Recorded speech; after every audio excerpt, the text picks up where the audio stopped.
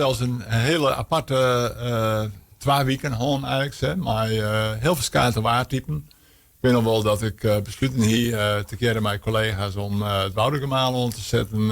Orroene week toonzie wie dat, dan soort de vreed on. En ik riet toonzies naar hoe staan nou weer snier. Ja. En hetzelfde weekend wat erop volgde hier met 15 graden. Ja. Ja. Maar een hele hudde wien uit zuiden. En deze wien die stiet 2 dagen in diezelfde richting. En die kans kregen om het wetter zichtbaar vanuit het zuiden en midden van Friesland alle jaren naar het noorden van Friesland op te drukken. In het Friese boezemsysteem. En dan zei zo het boezemsysteem, dat is misschien net voor iedereen helder wat dat precies is. Kun je daar wat over vertellen? Ja, wij zeggen altijd van dat is het hele stelsel van Friese marren en kanalen. Maar tussen de Lemmer en de Lauwersmaar is het eigenlijk één groot wettersysteem. Maar hetzelfde streefpeil. Maar de wetterstand binnen dat systeem, die binnen net overal hetzelfde. En dat het meeste krijgen met de wien. Ook toch uw afvoerpunten. De belangrijkste afvoerpunten van het wetter die voor u, dat is bij Documentaire Ziel. Daar gaat via wij het meeste wetter wat wij oertollig gaan in uw provincie.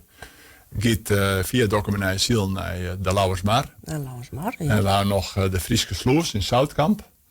En te Gerre ben die eigenlijk verantwoordelijk voor een 60-70% van uw totale wetten wat we in het IR kwijt moeten. Ja. Dat gaat naar de Lauwersmaar.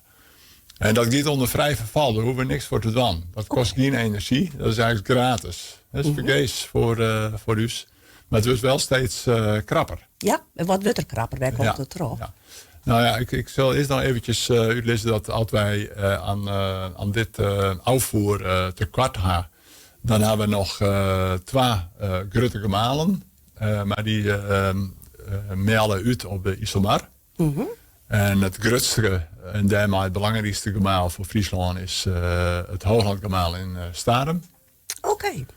En als we together met uw spuitcapaciteit en uw capaciteit in Starum net voldoende hebben, ja, dan hebben we nog een laatste mogelijkheid. Dat is het Woudergemaal in Hemmer. Ja, die doet het nog steeds. Want hoe oud is het Woudergemaal? 104 jaar inmiddels. Ja. De jidje, 100ste jidje, dat voel geer bij de coronatijd. Dus dat is wat bij stilte is er aandacht aan besteed. Maar inderdaad, het is een heel oud gemaal, maar er is altijd goed op passen. Het is net een museum, het is gewoon een regulier gemaal. Alleen het heeft echt een publieksfunctie. Ja.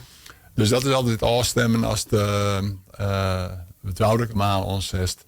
Dan mag je de interne informatie goed houden, zodat naar de stichting Woudergemaal de informatie goed is van kunnen bezoekers komen. Dus ze kunnen altijd komen, behalve bij het opstarten van het gemaal. Maar het laatste zorg eens een keertje het gemaal altijd draait voor het echi.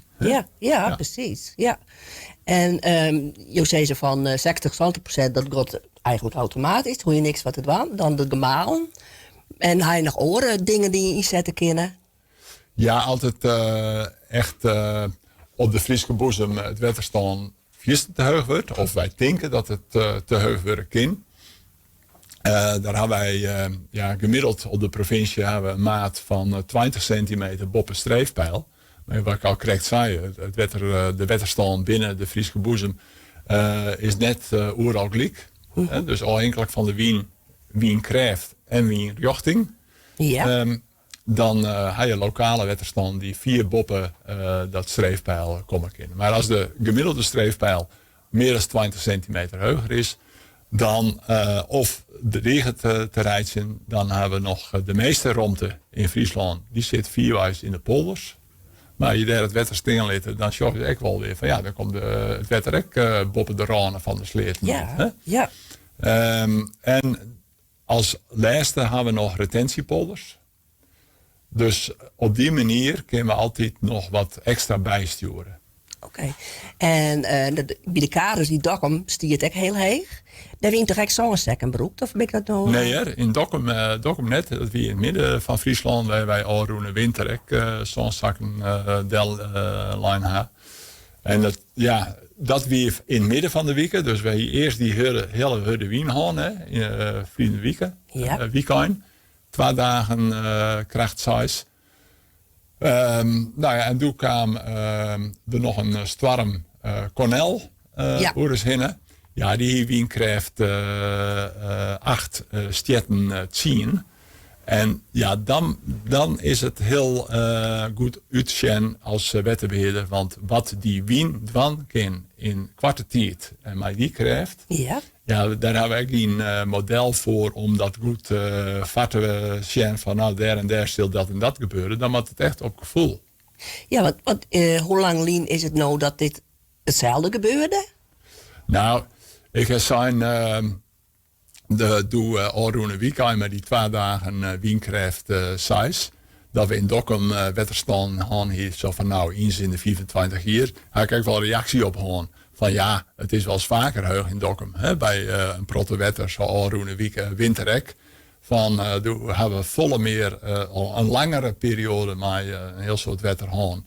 Maar zo nou dan ook minder mogelijkheden om te spuien op Dokkum en IJsselstein. Ja, dan rint het wetter bij Dokkum ook wel op.